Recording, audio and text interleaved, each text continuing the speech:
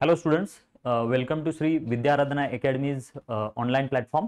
तर आज आपण जेई मेन्स 2025चा 28 जानेवारीचा जो पेपर आहे इव्हिनिंग शिफ्टचा त्याचं सोल्युशन डिटेलमध्ये डिस्कस करतोय आणि directly without wasting the time let start discussing the solution. ठीक आहे, तर क्वेश्चन नंबर 26. 400 ग्रॅमचा सॉलिड क्यूब आहे having an edge of length 10 centimetre floats in water. तो वॉटरमध्ये फ्लोट होतोय. How much volume of the cube is outside the water. वॉटरच्या outside किती व्हॉल्यूम असेल, म्हणजे हा आउट व्हॉल्यूम आपल्याला कॅल्क्युलेट करायचा आहे. तर इथं आपल्याला माहिती आहे तो फ्लोट का होतोय, तर obviously buoyant force is equal to weight किंवा mg असं ऍक्ट होणार आहे. So buoyant force is equal to mg.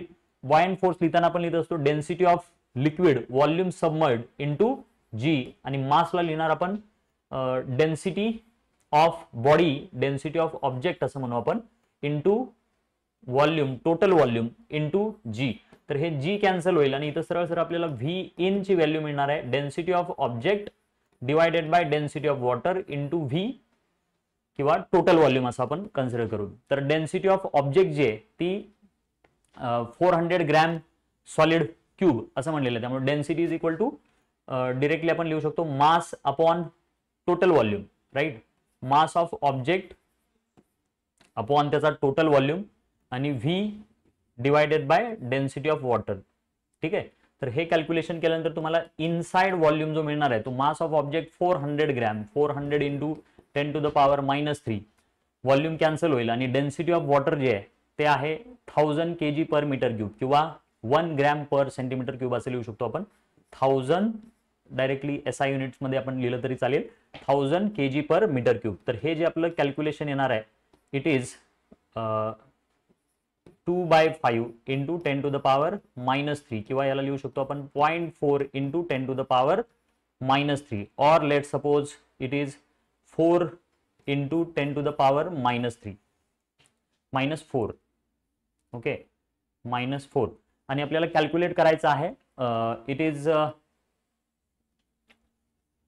Outside volume. तर बघा आउटसाइड व्हॉल्यूम जो असणार आहे तो टोटल व्हॉल्यूम मधून आपण इनसाइड व्हॉल्यूम सबस्ट्रॅक्ट करू शकतो. तर टोटल व्हॉल्यूम जो आहे तो एज 10 दिल्यामुळे 10 सेंटीमीटर क्यूब किंवा आपण त्याला लिहू शकतो 100 इंटू सेंटीमीटर क्यूब आणि सेंटीमीटर क्यूब म्हणजे 10 to the power -3, 10 to the power -2, 10 to the power -2 चा क्यूब. इथं 1000 असेल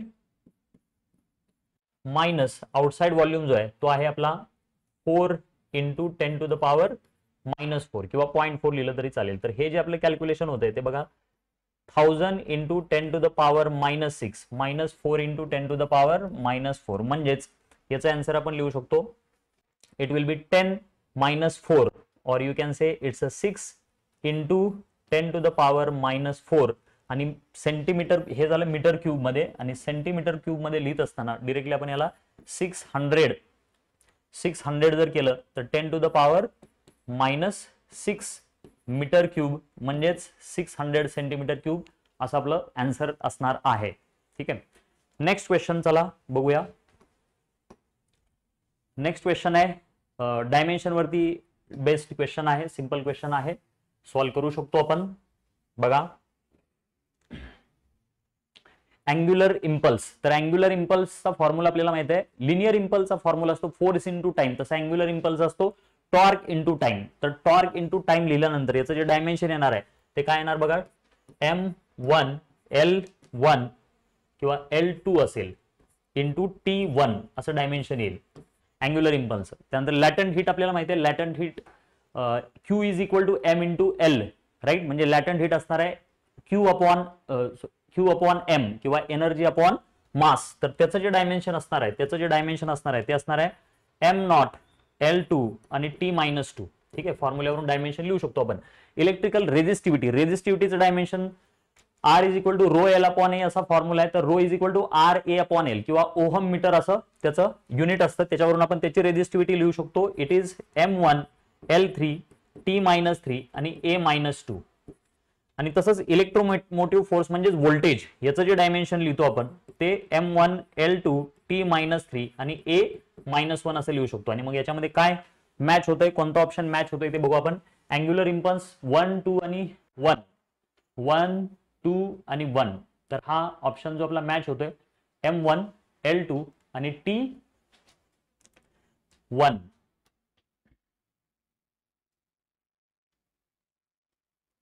M1 L2 आणि T एक सेकंड, टॉर्क इंटू टाइम असं जर लिहिलं आपण, टॉर्क म्हणजे force into L into T, तर force mass into acceleration. Okay, तर इथं -1 असं असेल. ठीक आहे, त्यामुळे आपला जो ऑप्शन येणार आहे तर 1 ला 3, ए ला 3, त्यानंतर बी 0 2 -2, 0 2 -2 म्हणजे सेकंडला 2, बी ला 2 असं असणार आहे. आणि याच्यावरून आपल्याला लक्षात येतं किंवा सी ला अजून एक चेक करायला लागेल आपल्याला, कारण ह्या आणि हा ऑप्शन दोन्ही सारखेच आहेत पहिल्या दोन टर्मसाठी. सी म्हणजे रेझिस्टिव्हिटी 1 3 -3 -2, 1 3 -3 -2 म्हणजे 4. तर सीचं 4 म्हणजे याचं जे आन्सर असणार आहे आपलं ते ऑब्विसली डी ऑप्शन असणार आहे. Next question.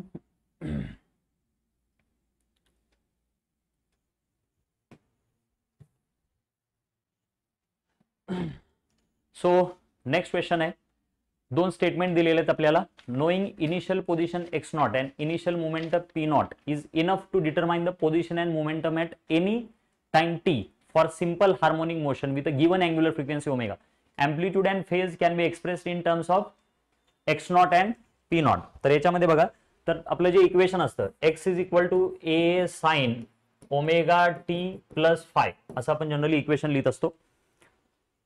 तर x0 is equal to directly आपण लिहू शकतो साइन फाय. ठीक आहे, टाइम 0 ला जर आपण लिहिलं तर x0 initial position x0 and initial momentum कसं लिहितो आपण, मोमेंटम लिहिताना लिहू शकतो आपण मास इंटू इनिशियल वेलॉसिटी, किंवा मास इंटू इनिशियल वेलॉसिटी असेल आपली a omega cos phi. Okay, हे झालं आपलं इनिशियल मोमेंटम. मग x0 अपॉन p0 जर लिहिलं आपण तर ते येणार आहे आपलं टॅन फाय अपॉन ओमेगा, म्हणजेच टॅन फाय ची व्हॅल्यू जी आपल्याकडे मिळणार आहे ती x0 upon p0 into omega अशी असेल. ठीक आहे, आणि मास पण असेल, मास पण आहे. ठीक आहे, मास इज ऑल्सो देअर. तर हे झालं आपलं tan phi. Okay, so and momentum at any time T for simple harmonic motion with a given angular frequency omega. तर याच्यावरून आपल्याला फायचं कॅल्क्युलेशन मिळू शकतं. तर साइन फायची जी व्हॅल्यू आहे, साइन फायची व्हॅल्यू ही बेसिकली आपण लिहू शकतो, it is x0 upon A. Okay,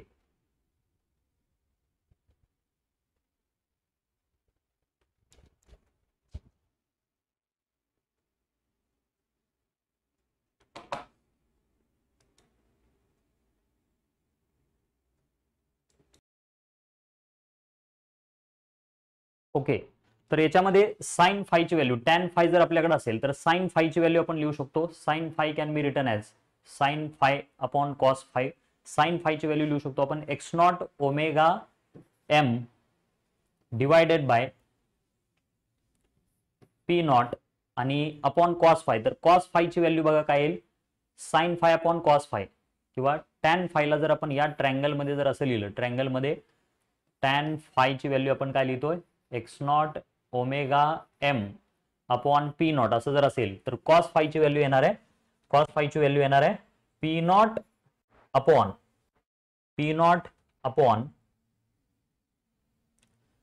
किंवा याला आपण डायरेक्टली असं लिहू शकतो under route m omega x0 चा स्क्वेअर प्लस p0 चा स्क्वेअर, आणि हे p0 नसेल तर हे असं आपण साइन फाय लिहू शकतो. आणि याच्यावरून अजून एक आपल्याला विचारलेला आहे एम्प्लिट्यूड. तर एम्प्लिट्यूडची व्हॅल्यू काय होणार बघा, a can be written as x0 upon sine five, x0 upon sine five. आणि x0 ची व्हॅल्यू इथं आपण लिहू शकतो x0 can be written as, किंवा साइन फायला जर आपण पुट केलं तर m ओमेगा x0 चा स्क्वेअर प्लस p0 चा square divided by m omega. तर ही आपली एम्प्लिट्यूडची पण इथं व्हॅल्यू मिळते. तर याच्यावरून आपल्याला साइन फाय पण मिळतो आणि एम्प्लिट्यूड पण मिळते, म्हणजे दोन्ही स्टेटमेंट बरोबर आहेत. Knowing initial position and initial momentum is enough to determine position and momentum at any time. हे स्टेटमेंट बरोबर आहे. Amplitude and phase can be expressed in terms of x0 and p0, ते आपण एक्सप्रेस केलेलं आहे. So both the statements are true and reason is correct explanation of the assertion असं म्हणू शकतो. नेक्स्ट क्वेश्चन थेरॉटिकल आहे बघा. Which of the following phenomenon cannot be explain by wave theory of light. तर wave थेअरीने आपण particle phenomenon explain नाही करू शकत, जो की कॉम्प्टन इफेक्टचा फेनॉमेनॉन असतो, particle effect, which cannot be explain using wave theory of light, हे आपल्याला माहिती आहे.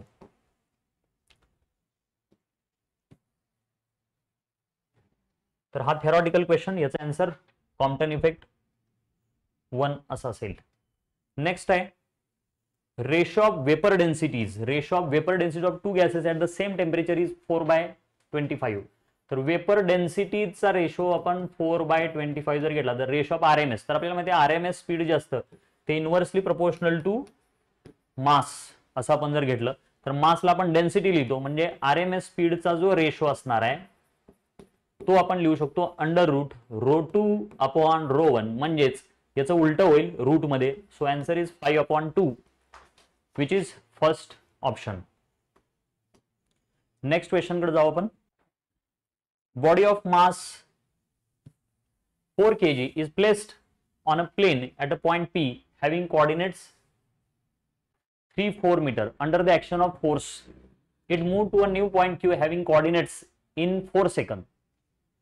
The average power. तर बघा ॲव्हरेज पॉवर काढत असताना आपण directly total work done upon time असं लिहित असतो. तर ॲव्हरेज पॉवर आपल्याला मिळणार आहे का, टोटल वर्क डन म्हणजे फोर्स इंटू डिस्प्लेसमेंट. तर फोर्स आहे, फोर्सची व्हॅल्यू आहे, आणि displacement placed on plane at a point P having coordinate 3, 4. Under the action of force it move to a new पॉइंटला तो गेलेला, म्हणजे डिस्प्लेसमेंट बघा 6 - 3 इट इज 3i कॅप, आणि 10 - 4 it is 6j cap. He displacement divided by हे सगळं झालेलं आहे 4 सेकंड मध्ये.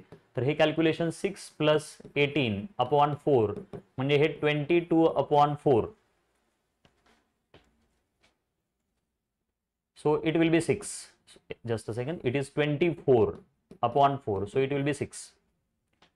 त्यानंतर इन्स्टंटेनियस पॉवर काढण्यासाठी आपल्याला काय करायला लागेल, तर इन्स्टंटेनियस पॉवरचा फॉर्म्युला आहे. इन्स्टंटेनियस पॉवर म्हणजे फोर्स इंटू वेलॉसिटी असं आपण लिहितो, फोर्स इंटू वेलॉसिटी. तर बघा फोर्स ची व्हॅल्यू आणि इथं वेलॉसिटी काढण्यासाठी आपल्याला ऍक्सेलरेशन माहिती पाहिजे. तर ऍक्सेलरेशन फोर्स बाय मास जर तुम्ही लिहिलं तर it will be half I cap force by mass plus 3/4j cap. हे ऍक्सेलरेशन आहे, म्हणजे वेलॉसिटी जी तुम्हाला मिळणार आहे फोर्स डॉट वेलॉसिटी असं म्हणू.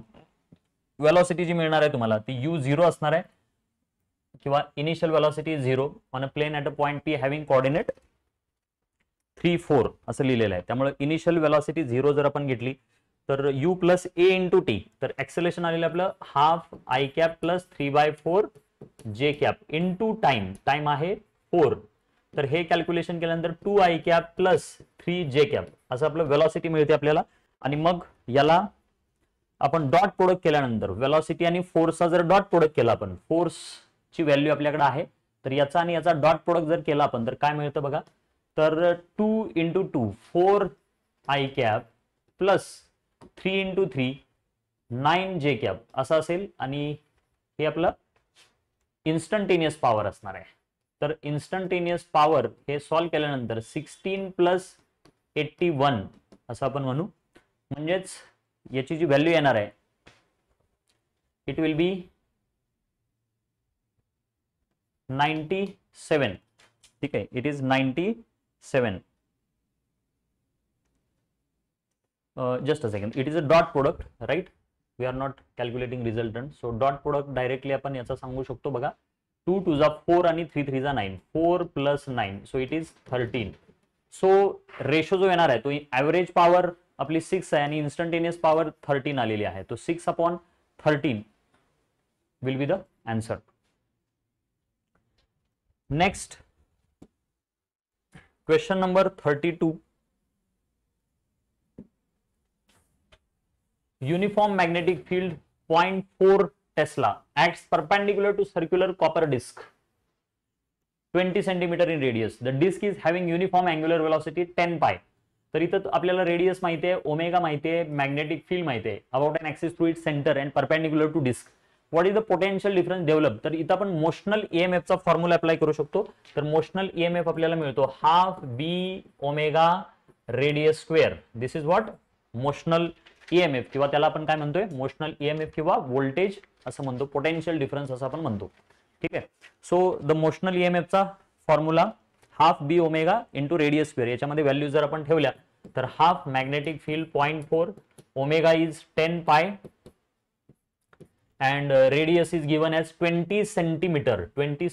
So 20 into 10 to the power minus 2 or 0.2 म्हणजे 20 into 10 to the power minus 2 metre लिहू शकता, 2 into 10 to the power minus 1 लिहू शकता, किंवा 4 into 10 to the power minus 2 असं लिहू शकता स्क्वेअर केल्यानंतर. तो हे जे आन्सर असेल ते काय होणार आहे बघा, 10/2 म्हणजे 5 into 4 into pi into 10 to the power minus 2. हे कॅल्क्युलेट करून 20 into 3 म्हणजे हे जवळपास आपलं जे आन्सर येणार आहे इट इज 0.2512 वोल्ट असं आपलं आन्सर येईल. Okay. Next B, after that omega and then 420 centimeter in radius, so r square it will be written as, just a second, radius is 20 centimeter, yes correct. So potential difference developed between axis and rim, yes. So 0.2 चा square घेतल्यानंतर तो obviously 4 into 10 to the power minus 2, yes. ठीक आहे. Next question number 33. Earth has mass 8 times and radius 2 times that of planet. म्हणजे mass of earth is 8 times mass of planet and radius of earth is 2 times radius of planet. आणि escape velocity आपल्याला प्लॅनेटची काढायची. तर escape velocityचा formula √2gm/r असं असल्यामुळं आपण directly लिहू शकतो. प्लॅनेटसाठी लिहूया आपण √2g मास ऑफ प्लॅनेट. प्लॅनेटचं mass 1/8 times mass of earth आणि रेडियस प्लॅनेटची रेडियस ऑफ अर्थ अपॉन 2 म्हणजे हे 2 जा. ठीक आहे. So directly we can write 2 4 जा 8 होईल म्हणजे 1/4 टाइम्स ऑफ म्हणजे 1/2 times escape velocity of earth असं आपण लिहू शकतो. अर्थची एस्केप वेलॉसिटी, अर्थ वरून एखाद्या ऑब्जेक्टची एस्केप वेलॉसिटी. तर half time 11.2. So our answer is going to be 5.6. 5.6 is the answer. Next question number 34. Uniform rod of mass 250 gram having length 100 centimetre. तर एक रॉड आहे ज्याचं मास 250 ग्रॅम आहे. Obviously centre पासून ते मास खाली लागेल 250 ग्रॅम. सेंटर म्हणलं की ऑब्वियसली तो 50 सेंटीमीटरला असणार आहे.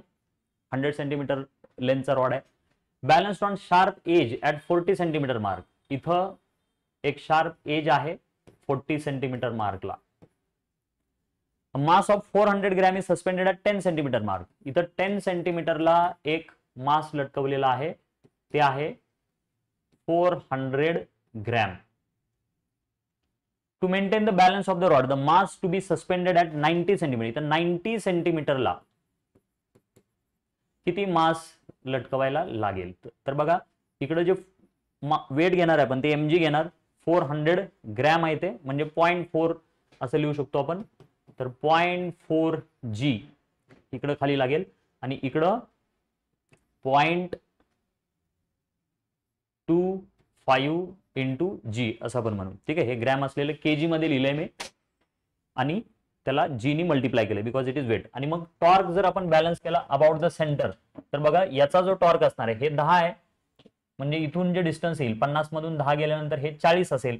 तो 0.4g इंटू 40 हा आउटसाइड टॉर्क असेल प्लस याचा जो टॉर्क आहे या 40 सेंटीमीटरला जे मार्क आहे त्याचा जो टॉर्क असणार आहे 400 just a second. So 10 centimetre मार्कला ओके ठीक आहे, आपण टॉर्क याच्या अबाउट बॅलन्स करूया सो दॅट त्याचा नॉर्मल मग आपल्याला कॅल्क्युलेट करायची गरज पडणार नाही. सो बेसिकली आपण हे डिस्टन्स जे आहे ते 30 घेऊ.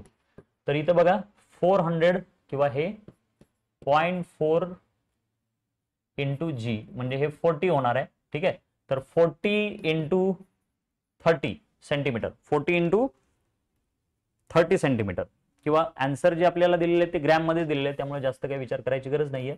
400 ग्रॅम इंटू 40 इंटू 30. त्यानंतर याचा जो टॉर्क असणार आहे तो खाली असेल किंवा आतमध्ये असेल तो टॉर्क, राईट, आतमध्ये असेल, याचा टॉर्क बाहेर असेल. तर तो जो टॉर्क आतमध्ये आहे त्यामुळे त्याला आपण इक्वल टू करून लिहूया 250 ग्रॅम इंटू हे जे डिस्टन्स आहे ते 10 असेल आणि याचा जो टॉर्क आहे mg चा तो पण आतमध्ये असणार आहे त्यामुळे याच्यासोबत ऍड होईल आणि याला आपण लिहूया mg इंटू हा 90 पर्यंत आहे म्हणजे इथून जे डिस्टन्स असणार आहे ते असणार आहे आपलं 40 पासून 90 म्हणजे हे 50 डिस्टन्स असेल.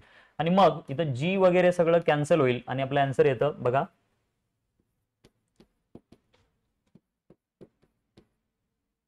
+50m. परत याच्यामध्ये एक 0 कॅन्सल होईल आणि 1200 मधून 250 गेल्यानंतर आपलं जे आन्सर असेल ते 950 divided by 5 is equal to m असेल. So answer is going to be 190 gram. 190 gram will be the answer. Next question. A parallel plate capacitor of capacitance 1 microfarad is charged to a potential difference of 20 volt. The distance between plate is 1 micrometer. The energy density, तर energy per volume म्हणजे energy density चा formula आपल्याला माहिती आहे half epsilon not E square असा असतो. So the energy density between the plate of capacitor is, तर half epsilon not E ला आपण लिहू शकतो potential difference divided by D separation, तर याचा स्क्वेअर असेल. So half epsilon not V square means it will be 400 divided by d distance between micrometer, so 10 to the power -6 चा square -12 असं होईल. आणि हे कॅल्क्युलेशन आपल्याला करावं लागेल. So 200 into 8.85 into 10 to the power -12 divided by 10 to the power -12. so the answer is going to be obviously 8 to जा approximate जर तुम्ही केलं तर हे आन्सर यायला पाहिजे 1.8 into 10 to the power 3. Okay, next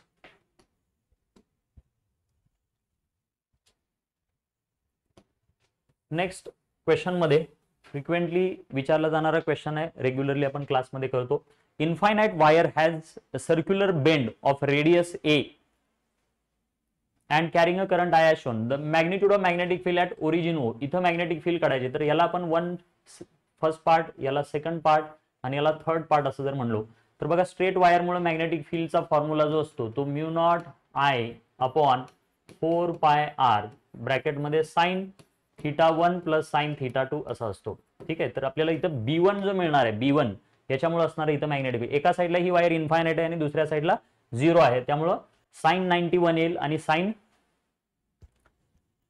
0 0च असेल. म्हणजे पहिल्याचं जे मॅग्नेटिक फील्ड आहे पहिल्या पार्ट मुळे त्याला आपण mu naught I upon 4πa आणि त्याची जी मॅग्नेटिक फील्ड असेल ती राईट हँड थंब रूलनी कुठं असणार आहे आतमध्ये असेल.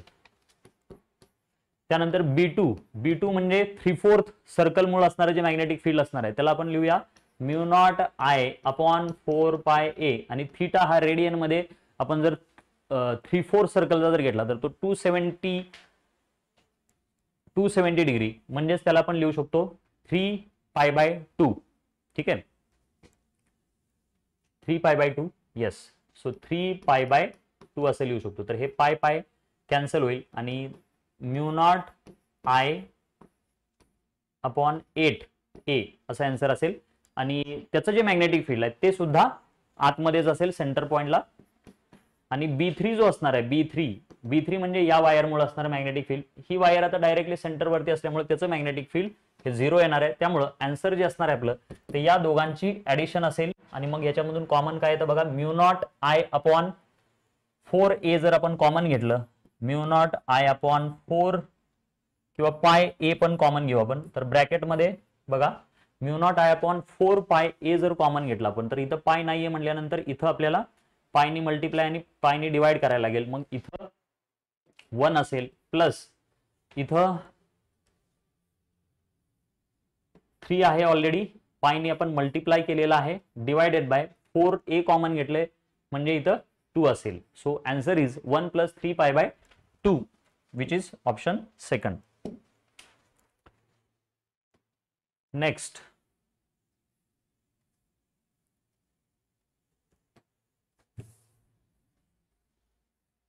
bar magnet has total length 20 units and field at point P is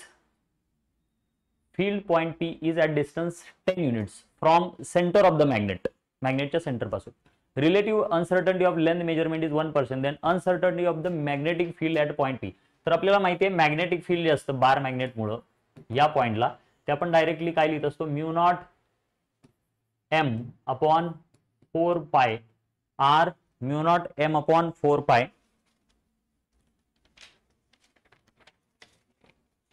mu naught m upon 4 पाय r क्यूब असं जर आपण लिहिलं तर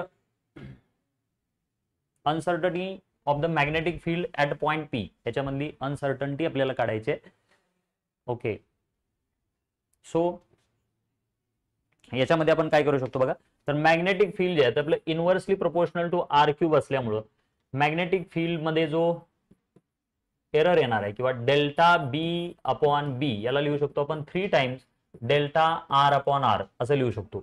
ठीक आहे, इन्क्लुडिंग लेंथ जर कन्सिडर केलं तुम्ही तर डेल्टा बी अपॉन बी हे डेल्टा एल अपॉन एल म्हणजे लेंथची अनसर्टनिटी प्लस 3 टाइम्स रेडियसची अनसर्टनिटी असं असेल, किंवा not radius, it is a डिस्टन्सची अनसर्टनिटी. तर delta L by L is 1% plus 3 times आणि याची अनसर्टनिटी जी दिलेली आहे आपल्याला रेडियसची, it is 1. So our answer is going to be 4%. 4% will be our answer. If relative uncertainty of length measurement is 1%, length major करत असताना याच्यामध्ये येणार जर अनसर्टनिटी आहे त्याला 1% जर लिहिलं, then uncertainty of the magnetic field is going to be 4%. Next question.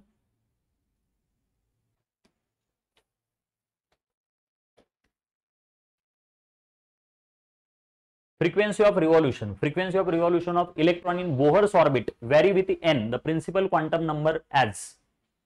तर बघा टाइम पिरियड जो आपण लिहितो बोहर ऑर्बिट मध्ये ते डायरेक्टली 2 पाय r अपॉन वेलॉसिटी असं जर लिहिलं आपण, ठीक आहे ना, v म्हणजे वेलॉसिटी, तर आपल्याला माहिती आहे r रेडियस जी असणार आहे ती प्रोपोर्शनल टू असते n स्क्वेअर अपॉन z आणि हे असेल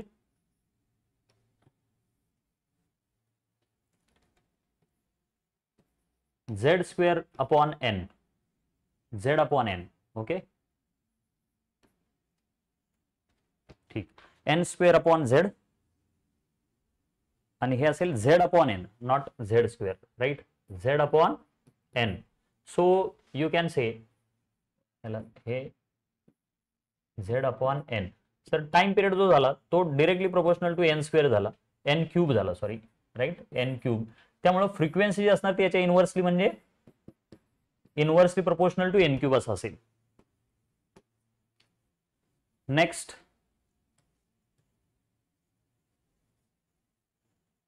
a long glass tube mixture of two liquids A and B with a refractive indices 1.3 and 1.4 forms a convex refractive meniscus towards A. तर इथं बघा दोन लिक्विड आहेत, एक आहे 1.3 आणि दुसरा आहे 1.4. If an object placed at 13 cm from the vertex of the meniscus, म्हणजे इथून इथं ऑब्जेक्ट ठेवलेला आहे 13 सेंटीमीटरला, forms image with a magnification of -2. -2 म्हणजे ऑब्विसली त्याची जी इमेज असणार आहे ती इकडे फॉर्म झालेली असेल इमेज, आणि हा ऑब्जेक्ट आहे. Then the radius of curvature of meniscus is, radius of curvature. तर बघा इथं आपण directly μ2 upon V minus μ1 upon U is equal to μ2 minus μ1 upon radius, हा जर फॉर्म्युला आपण अप्लाय जर केला तर याच्यामध्ये बघा हे 1.4 upon V minus 1.3 upon you, you ची व्हॅल्यू -13 आहे obviously object, equal two point किंवा याला आपण लिहू 1.4 मायनस 1.3 डिवायडेड बाय रेडियस. ठीक आहे, तर हे थोडंसं कॅल्क्युलेशन केल्यानंतर बघा काय येतं, तर 1.4 upon V plus 1.3 upon 13 equal to 0.1 upon R. तर हे डेसिमल सगळे निघून जातील आणि 14 upon V plus 13 upon 13 equal to 1 upon R असं असेल. सो पुढं आपल्याला आर कॅल्क्युलेट करायचं आहे आणि हे रिलेशन मिळालेलं आहे, म्हणजे 14 upon V equal to 1 upon R minus 1 किंवा 1 मायनस आर अपॉन आर, या फिर असं लिहू आपण 1 upon R is equal to 14 upon V minus 1 और 14 minus V upon V is 1 upon R, किंवा आर ची व्हॅल्यू येणार व्ही अपॉन 14 मायनस व्ही. तर इथं तुम्हाला व्ही कॅल्क्युलेट करत असताना व्ही कॅल्क्युलेट कसा करता येईल बघा, तर इथं डायरेक्टली आपण असं लिहू शकतो, हे जे हा अँगल आणि हा अँगल जर इक्वल घेतला आपण तर मॅग्निफिकेशन ज्याला आपण म्हणतो मॅग्निफिकेशन, ते डायरेक्टली आपण लिहू शकतो इट इज, किंवा इथं स्नेल्स लॉ जर अप्लाय केला आपण तर इथं काय येतं बघा 1.3 इंटू, आता हा थीटा खूप स्मॉल असल्यामुळे डायरेक्टली आपण tan i असे लिहू. tan i म्हणजे काय, tan i म्हणजे height of object upon 13 is equal to 1.4, इथे लिहिणार आपण height of image upon forms image with a magnification of -2, म्हणजे इथं आपण हे डिस्टन्स लिहूया इमेजचं डिस्टन्स v. ठीक आहे, सो तर हे कॅल्क्युलेशन काय होणार आहे बघा, हाईट ऑफ इमेज अपॉन हे 13, so it will B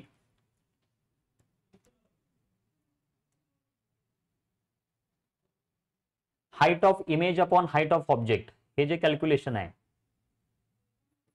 1.4 into 13 upon 1.3 into height of image upon height of object असं लिहू शकतो, आणि यालाच मॅग्निफिकेशन असं म्हणतो. त्याची व्हॅल्यू आपल्याला -2 अशी दिलेली आहे, -2.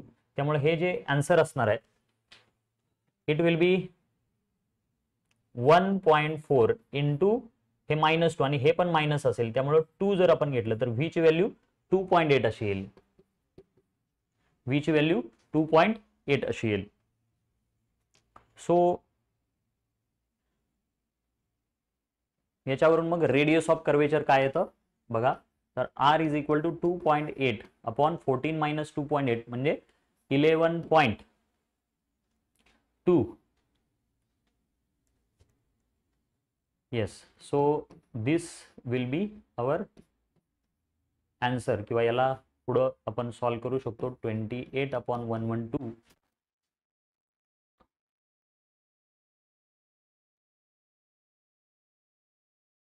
तर हे कॅल्क्युलेशन ॲक्युरेट करून बघा.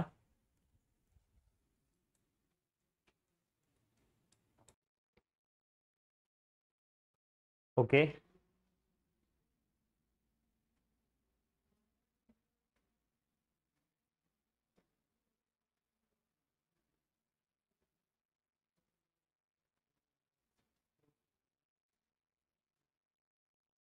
Just a second. तर इथं आपल्याला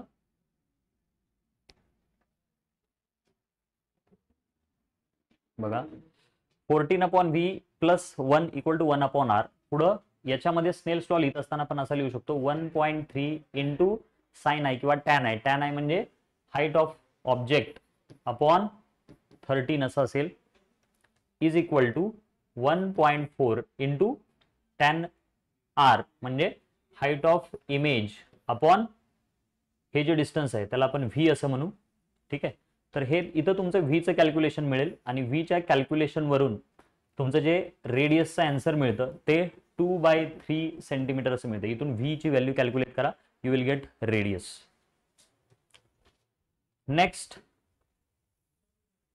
नेक्स्ट जो क्वेश्चन आहे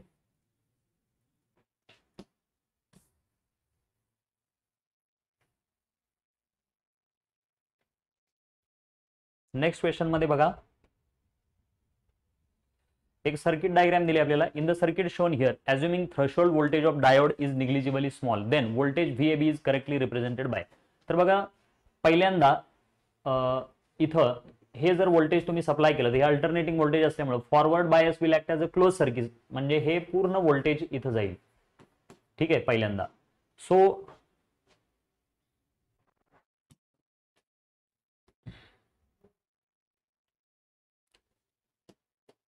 फॉरवर्ड बायस मध्ये आपण असं कन्सिडर करू शकतो जे आपलं व्होल्टेज असणार आहे, तर हे आपलं फॉरवर्ड बायस मध्ये व्होल्टेज असेल, एफ बी मध्ये व्होल्टेज असेल फॉरवर्ड बायस मध्ये.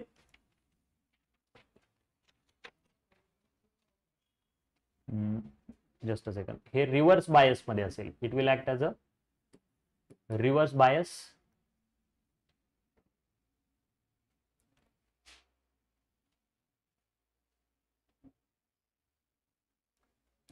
हे फॉरवर्ड बायस आणि हे परत रिव्हर्स बायस.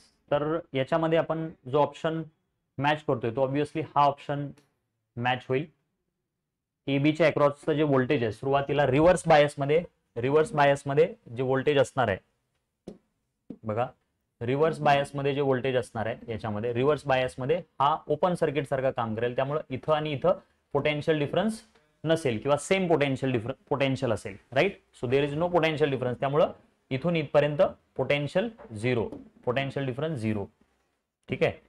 आणि इथं फॉरवर्ड बायस मध्ये पोटेन्शियल असणार आहे. ठीक आहे.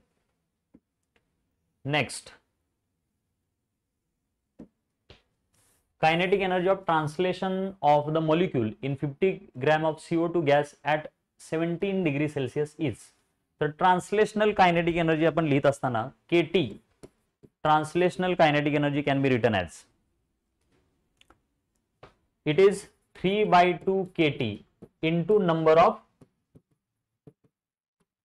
molecules. 3/2 kT into number of molecules. तर याच्यामध्ये बघा मग 3/2 K ची व्हॅल्यू किंवा R ची व्हॅल्यू आपण ज्याला म्हणतो ती 25/3 असं जर ठेवलं आपण. टेम्परेचर जे दिलेले आपल्याला ते टेम्परेचर आहे इट इज 17 डिग्री, म्हणजे 273 प्लस 17 असं जर केलं इट्स अ 290. ओके. आणि नंबर ऑफ मॉलिक्युल्स म्हणजे याला आपल्याला मल्टिप्लाय करायला लागेल 023 इंटू 10 टू द पॉवर 23. तर हे जे कॅल्क्युलेशन आहे ते किती होतं बघा, इट इज तर हे फायनल कॅल्क्युलेशन आपलं येतं 4108 पॉइंट समथिंग किंवा 6 समथिंग असेल, तर 4108 पॉइंट समथिंग. तर याच्यामध्ये थोडंसं आन्सरमध्ये मिसमॅच आहे बघा. तर हे आपलं कॅल्क्युलेशन येईल. किंवा याला R/NA असं जर केलं तर हे डायरेक्ट आपण लिहितो 3/2 R/NA, किंवा हे डायरेक्ट असंही कॅल्क्युलेशन करू शकतो आपण. इट इज 55 किंवा 50/44 50/44 एवढं येईल आणि हे पुढचं असेल.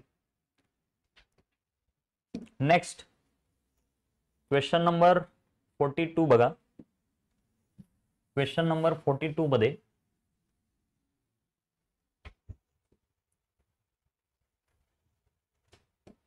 Balloon and its content having mass m. तर m मासचा बलून आणि कंटेंट यांचं total mass it is accelerating upward. तर ऑब्विसली इथं आणि याचं जे वेट आहे ते mg आहे. ठीक आहे. तर आपण डायरेक्टली लिहू शकतो mg, किंवा याला आपण इकडं बॉयंट फोर्स पण लागेल. So F minus mg equal to ma. आणि नंतर याच्यामधलं काहीतरी मास समजा रिमूव्ह झालेला आहे. ठीक आहे. तर हे मास जे असेल आता ते m मायनस एक्स असं असेल. मुव्हिंग अप विथ ऍक्सेलरेशन, आणि परत ते ऍक्सेलरेशन 3a होतं काहीतरी मास रिमूव्ह झाल्यानंतर. तर हे असणार आहे m minus X into G. Buoyant force तेच असणार आहे. सो इथं लिहू शकतो आपण F minus m minus X G is equal to 3m minus X into 3 times A. Sorry, हे मास एवढंच असेल आणि ऍक्सेलरेशन इज 3 टाइम्स ए. ठीक आहे, तर हे सेकंड इक्वेशन आणि हे फर्स्ट इक्वेशन. ठीक आहे, हे दोन इक्वेशन जर आपण सॉल्व्ह केले किंवा याच्यामध्ये एफ ची व्हॅल्यू जर आपण पुट केली तर आन्सर आपलं जे येतं ते mg, याची एफ ची व्हॅल्यू इथं पुट करू आपण. So it will be ma plus mg is equal two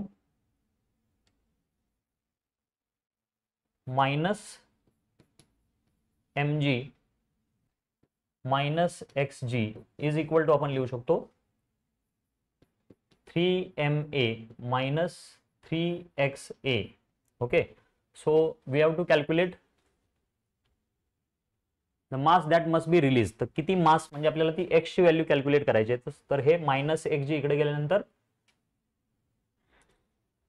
plus x जी असं होईल. म्हणजे आपलं जे हे कॅल्क्युलेशन केल्यानंतर जे आन्सर मिळतं that answer is 2ma upon g plus 3a. 2ma upon g plus 3a. So option 1 will be correct answer.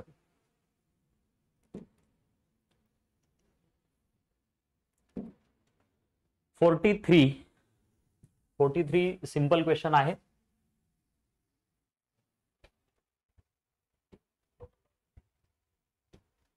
velocity time graph of object moving along a straight line is shown. What is the distance covered by object? Distance म्हणजे याचा तुम्हाला सरळ सरळ area calculate करायचा. तर हा जो area येतो तो बघा, पहिला area half base into height plus रेक्टँगलचा एरिया 2 to 4 म्हणजे 2 into 10 plus half base into height 0 to t equal to 4 second पर्यंत एरिया विचारलेला आहे. तर हे आपलं कॅल्क्युलेशन किती येतं बघा, 20 plus 10 30, right. So 30 meter will be the answer. Next, question number 44.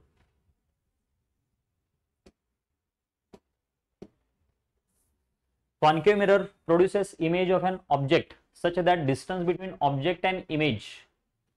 तर सपोज कॉन्केव्ह मिरर आहे, इथं ऑब्जेक्ट असेल तर इकडे इमेज असेल, मॅग्निफिकेशन ट्रिपल आहे. हे डिस्टन्स जर आपण डिस्टन्स ऑफ इमेज असं म्हणूया किंवा एक्स ऑफ इमेज आणि याला एक्स ऑफ ऑब्जेक्ट असं म्हणू. तर x of image minus x of object जे आहे ते 20 दिलेलं आहे. आणि याच्यावरून आपल्याला एक गोष्ट लक्षात येते की मॅग्निफिकेशन 3 टाइम्स आहे. म्हणजे एक्स इमेज जे आहे ते obviously 3 times of x object असं येईल, right. V by u is equal to h i upon h o या फॉर्म्युलेने. ठीक आहे, so directly you can write 3 times आणि हे -3 आहे. ठीक आहे, तर 3 times x naught minus x naught can be written as 20. Okay, so the answer is going to be, तर याच्यामध्ये बघा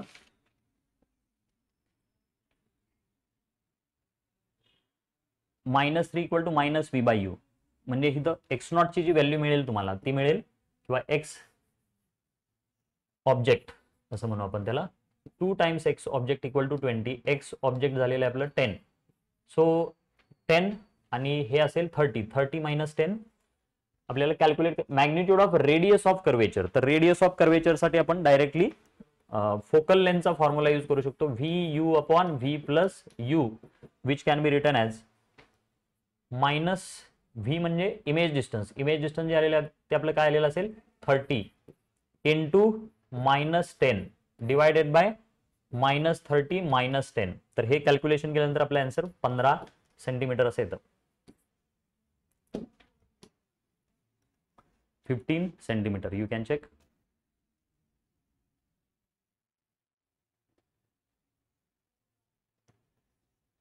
next,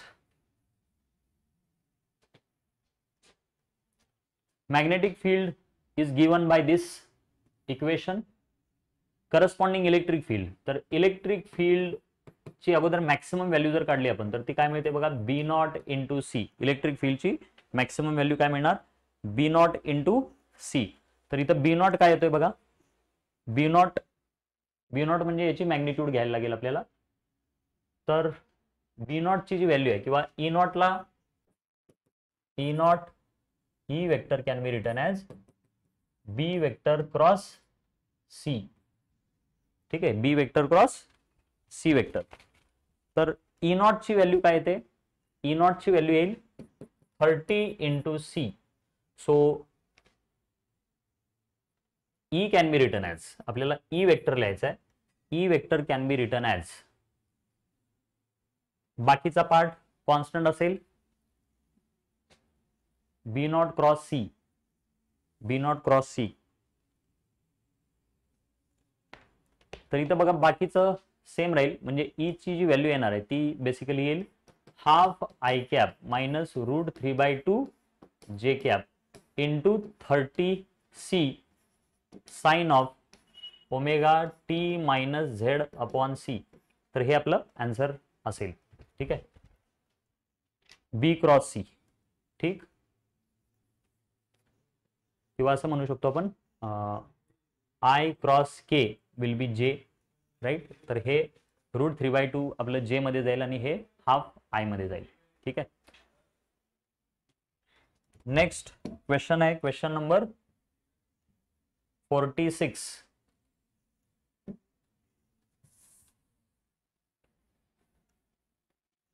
work done on the dipole, generally आपण डेल्टा यू असं लिहितो, म्हणजेच U final minus U initial असं आपण लिहू शकतो. तर यू फायनल असेल आपला minus PE cos theta final आणि यू इनिशियल असेल minus PE cos theta initial. So इथं आपण व्हॅल्यूज ठेवू शकतो डायरेक्टली मायनस पीई. तर पी म्हणजे चार्ज इंटू इलेक्ट्रिक फील्ड किंवा initially dipole moment is parallel to electric field, म्हणजे कॉस 0 असेल 1 आणि need to be done on the dipole to make its dipole moment opposite. Opposite म्हणजे cos 180 येईल. तर हे काय होणार आहे बघा, कॉस 180 इज -1 म्हणजे हे पी होईल आणि हे minus minus plus P. So याची व्हॅल्यू 180 आणि याची व्हॅल्यू 0. ठीक आहे, तर हे 2 टाइम्स ऑफ पीई असं येईल. मग 2 टाइम्स ऑफ पी म्हणजे चार्ज किंवा डायपोल मोमेंट दिलेलीच आहे directly into electric field 10 to the power 6. So answer is going to be 12. Yes. अच्छा देखिए, अब क्वेश्चन नंबर 47 को डिस्कस करते हैं. तो यहाँ पे एक वी शेप की वायर है. ठीक है, अब ये कंडक्टिंग बार है, ये इस पे मूव कर रही है, ये रेल्स हैं, इसके ऊपर ये रॉड मूव कर रही है. तो कहता है कांस्टेंट मैग्नेटिक फील्ड एग्जिस्ट कर रही है, बार स्टार्टिंग मूविंग. तो ये इस तरह की बार है, ये ऊपर जा रही है ऊपर जा रही है. जैसे जैसे ऊपर जाएगी तो इसकी लेंथ बढ़ जाएगी, लेंथ बढ़ जाएगी. तो लेंथ बढ़ेगी तो ईएमएफ भी बढ़ेगा BVL. अब बोल रहा है कि EMF is proportional to time की पावर n. तो आपको वो n पता करना है. और स्पीड है कांस्टेंट, वेलोसिटी कांस्टेंट है, स्पीड कांस्टेंट है. अब देखिए मैं कहता हूं अगर ये बार अभी यहां पहुंच गई तो ये अभी वर्टेक्स से चल चुकी है x, और क्योंकि ये स्पीड कांस्टेंट है तो x की वैल्यू होगी वेलोसिटी इनटू टाइम. ठीक, एक चीज अभी फिलहाल इतने एरिया में, इतनी लेंथ में, ध्यान से देखना, इतनी लेंथ में करंट कंडक्ट होगा. ये इसकी इफेक्टिव लेंथ है क्योंकि इसी सर्किट में करंट फ्लो कर सकता है. तो अब मैं इस L को निकालूंगा x के टर्म में. एंगल मुझे नहीं गिवन है, कुछ भी अज्यूम कर लेता हूं. तो let me take angle as 30. वैसे भी उससे कोई फर्क पड़ने वाला नहीं है, प्रोपोर्शनलिटी दिया है. तो अब मैं कहता हूं tan 30, ये टोटल लेंथ L है, तो आधी लेंथ होगी L/2. मैं बोल रहा हूं tan 30 degree is equal to L/2 divided by x. तो यानी कि 1/√3 इज इक्वल टू L/2x. तो L की वैल्यू आ गई 2x/√3. आप चाहते तो थीटा भी ले ले तो कोई फर्क नहीं पड़ता, एक ही बात है.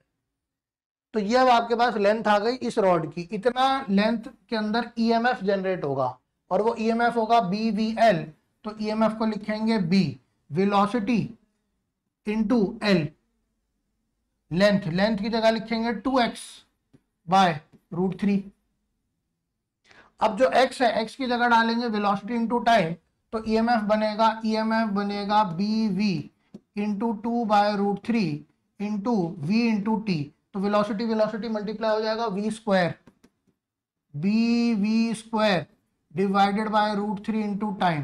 अब आपको दिखाई दे रहा है कि EMF is proportional to time की पावर 1, लीनियरली प्रोपोर्शनल है, इसका मतलब EMF is proportional to t to the power 1, तो n का वैल्यू 1 आएगा, n का वैल्यू 1 आ जाएगा। ठीक है, आगे चलते हैं अगले सवाल पे। अब यहाँ पे देखिए volume contraction of a solid copper cube. तो ये क्वेश्चन जो है प्रॉपर्टीज ऑफ सॉलिड का है, बल्क मॉडुलस का। अब यहाँ पे मैं क्या करता हूँ, मैं फॉर्मूला डालता हूँ, bulk modulus is equal to pressure divided by change in volume upon original volume. इसको ऊपर भेज देता हूँ, तो bulk modulus into change in volume divide by original volume is pressure.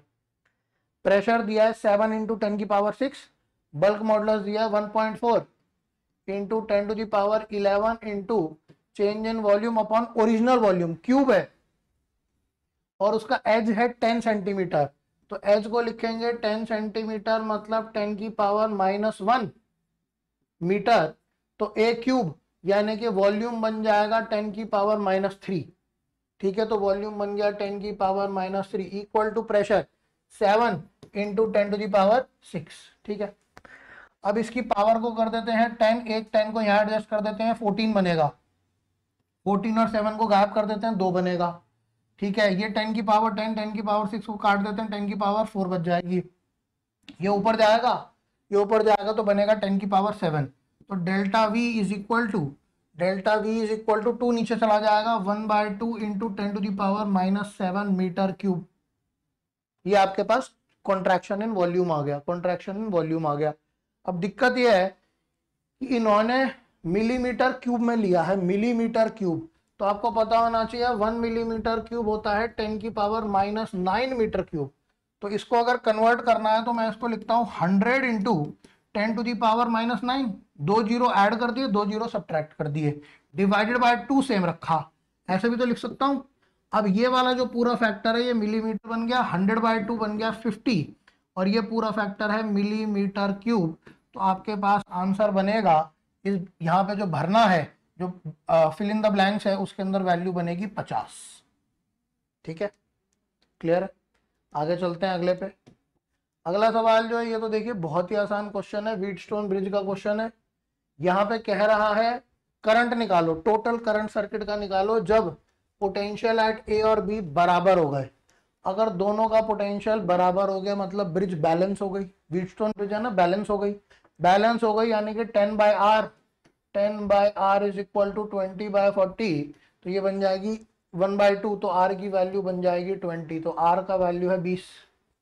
अब आप कैसे भी कर सकते हो, इन दोनों को सीरीज में ले लो 30, इन दोनों को सीरीज में ले लो 60, 30 और 60 पैरेलल में 20, तो इसका मतलब 30 और 60 पैरेलल में है, तो ये बनेंगे एक सिंगल रेजिस्टेंस 20, और नीचे बैटरी लगी है 40 की, तो बैटरी लगा दीजिए 40 वोल्ट की, करंट आ जाएगा 40/20, 2 एम्पियर। ठीक, आगे चलते हैं आखिरी क्वेश्चन पे। अब ये वाला जो सवाल है, ये थोड़ा सा लंबा है, स्पेशली कैलकुलेशन इसकी थोड़ी ज्यादा है। बाकी इसके अंदर देखिए क्या गिवन है, कहता है एक फिल्म है, तो एक रिंग है, रिंग टाइप की है, उसके अंदर बीच में पतली सी फिल्म लगा रखी है लिक्विड की, तो बीच में थोड़ी सी छोटी सी पतली सी फिल्म है। अज्यूम कर लेते हैं फिल्म का थिकनेस है टी और एरिया है ए, तो वॉल्यूम हो जाएगा एरिया इंटू थिकनेस। वॉल्यूम है सिलिंड्रिकल टाइप की फिल्म बनेगी ना, पतली सी, थिकनेस टी है और एरिया ए है, तो वॉल्यूम होगा ए इंटू टी। ठीक है, अब कह रहा है कि जब ये फिल्म इवेपोरेट हो रही है तो धीरे धीरे इसका थिकनेस चेंज हो रहा है। ठीक है, इवेपोरेट हो रही है, थिकनेस चेंज हो रहा है, थिकनेस चेंज होगा तो अब ये बार बार जो लाइट भेज रहे हैं वो है 560 नैनोमीटर की, और उस लाइट में मिनिमा बना रही है 12 सेकंड में, 12 सेकंड में मिनिमा, फिर 12 सेकंड में और मिनिमा, तो क्योंकि थिकनेस बदल रहा है। अब आपको पता है वेव ऑप्टिक्स से, आपको पता है वेव ऑप्टिक्स पे कि अगर थिकनेस टी होता है तो यहां से लाइट आती है, फिर अंदर जाके ऐसे ट्रांसमिट होती है, यहाँ पे पाथ डिफरेंस क्रिएट होता है 2 म्यू टी, ये पाथ डिफरेंस होता है। अगर उसको मिनिमा बनाना है तो उसको लिखते हैं odd number 2n-1 of lambda by 2, ये सब मिनिमा बनेंगे। अब क्योंकि थिकनेस चेंज हो रहा है तो पहला एक मिनिमा बनेगा, फिर अगला मिनिमा बनेगा, फिर अगला मिनिमा बनेगा, तो इस तरह से कंडीशन बदल रही है। अब मैं कहता हूं थिकनेस जो आएगी वो आ सकती है, इसकी वैल्यू पहले 1 ले लो, तो 1 into lambda by 2 into 2 4 mu. अगला ऑड नंबर आएगा 3 लैमडा बाय 4 म्यू। अगला ऑड नंबर आएगा 5 लैमडा बाय 4 म्यू। अगला ऑड नंबर आएगा 7 लैमडा बाय 4 म्यू। अब क्योंकि इवेपोरेट हो रही है तो पीछे से आ रही होगी, बट अब जो चेंज हो रहा है तो थिकनेस इतना चेंज करेगी 12 सेकंड में। ये कॉन्सेप्ट है क्वेश्चन का। तो अब हम कह सकते हैं कि क्या नाम से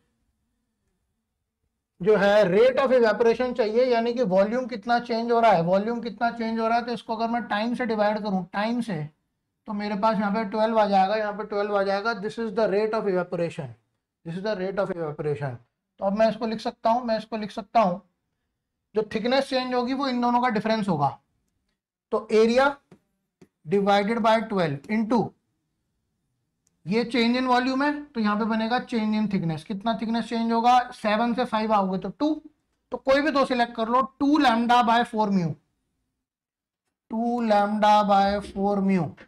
क्लियर है? इतना थिकनेस में चेंज आया, multiplied by area divided by time, this is equal to the change in volume divided by time, तो रेट ऑफ इवेपोरेशन।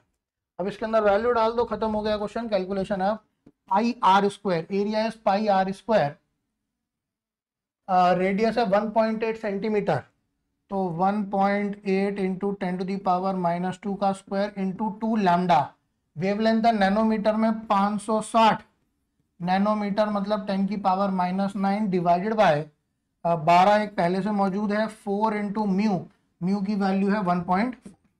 अब इसको कैलकुलेट करना है। अब इसमें देखो एक पाई तो यहाँ पे गिवन है, तो पाई को गायब कर दो, ठीक है, क्योंकि इसके आगे का नंबर चाहिए। 10 की पावर -13 गिवन है, तो -9 यहां से आ गई, -4 यहां से आ गई, तो इसको गायब कर दो, बच जाएगा 1.8। ठीक है, इसके बाद देखो, इसके बाद आप देख सकते हो कि यहां पे अब इसको सिंप्लीफाई करते हैं, ये बनेगा 1.8 into 1.8 into 2 into 560 divided by यहां पे बनेगा 12 इंटू 4 इंटू 1.4। अब इसको कैलकुलेट करेंगे, ठीक है, तो यहां पे अगर मैं ऊपर नीचे 10 से कर दूं तो इसको कह सकता हूं 18 हो गया, इसको कह सकता हूं 14 हो गया। अब यहां से 2 और यहां से 2 कैंसिल हो गया, 14 इंटू 2 28 और 560 यानी कि ये बन जाएगा 20। क्लियर है? अब आपके पास यहाँ पे बचा हुआ है 1.8, एक जीरो को यहाँ पे एडजस्ट कर दो तो ये भी बन गया 18। ठीक है, तो 18 इंटू 18 इंटू 2 मैंने पहले बताया था, कैलकुलेशन थोड़ी सी लंबी है इसकी, डिवाइडेड बाय 12। ठीक है, अब बाकी सब चीजें खत्म हो चुकी हैं, ये 3 बचेगा, ये 2 बचेगा, ये वाला 2 खत्म हो गया, 18 3 54, तो इसका आंसर बनेगा 54। ठीक है, कैलकुलेशन लंबी है थोड़ा सा, ये क्वेश्चन अच्छा है, ठीक है, एकदम से उतनी जल्दी समझ में नहीं आता कि कंडीशन क्या हो रही है, क्योंकि 2-3 चीज़ों को मिक्स किया है। फिर भी थिकनेस चेंज हो रही है, थिकनेस चेंज होगी तो इसका मतलब पार्ट डिफरेंस चेंज होगा, तो मिनिमा बनते जा रहे हैं, और वो कितनी चेंज हो रही है, 12 सेकंड में मिनिमा बन रहा है, तो इतना चेंज होगा 3 - 1 यानी कि 2 या फिर 5 - 3। ठीक है, तो उसको एरिया से मल्टीप्लाई करेंगे तो change in volume per unit time. ठीक है, चलिए, थैंक यू वेरी मच।